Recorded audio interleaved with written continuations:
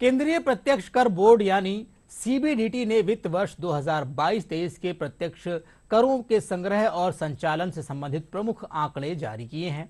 पिछले 10 वर्षों में आईटीआर में दोगुनी से भी ज्यादा बढ़ोतरी हुई है। साथ ही प्रत्यक्ष कर संग्रह में भी इजाफा हुआ है।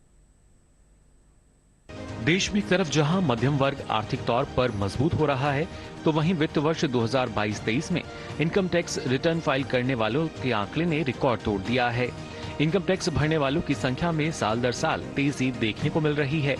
केंद्रीय प्रत्यक्ष कर बोर्ड यानी सीबीडीटी की ओर से जारी ताजा आंकड़ों में ये बात सामने निकल कर आई है। सीबीडीटी के आंकड़ों के अनुसार पिछले 10 वर्षों में आईटीआर भरने वालों की संख्या दोगुना से भी ज्यादा हो गई है। वित्त वर्ष 2022 और 23 में 2013-14 के मुकाबले करीब 104.91% आईटीआर अधिक दाखिल किए गए हैं।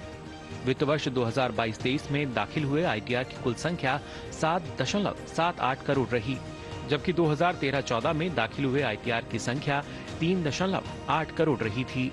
वहीं पिछले 10 वर्षों में डायरेक्ट टैक्स कलेक्शन में भी बढ़ोतरी दर्ज की गई है।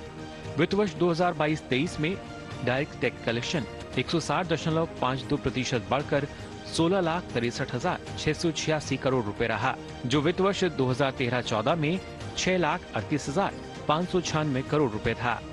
सरकार ने 2023-24 में प्रत्यक्ष कर से 18.23 लाख करोड़ रुपए जुटाने का लक्ष्य रखा है। यह पिछले वित्त वर्ष में जुटाए गए 16.61 लाख करोड़ रुपए के मुकाबले 9.75% अधिक है। सीबीडीटी के आंकड़ों के अनुसार सकल प्रत्यक्ष कर संग्रह में 2022-23 में 173.31% बढ़कर 19,72,248 करोड़ रुपए रहा, जो वित्त वर्ष 2013-14 में 7,21,604 करोड़ रुपए था। प्रत्यक्ष कर जीडीपी अनुपात वित्त वर्ष 2013-14 की 5.62% से बढ़कर वित्त वर्ष 2022-23 में 6.11% रहा।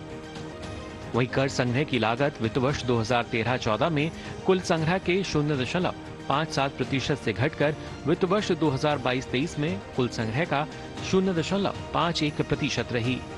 इन आंकड़ों से अंदाजा लगाया जा सकता है कि देश कैसे विकसित बनने की राह पर अग्रसर है।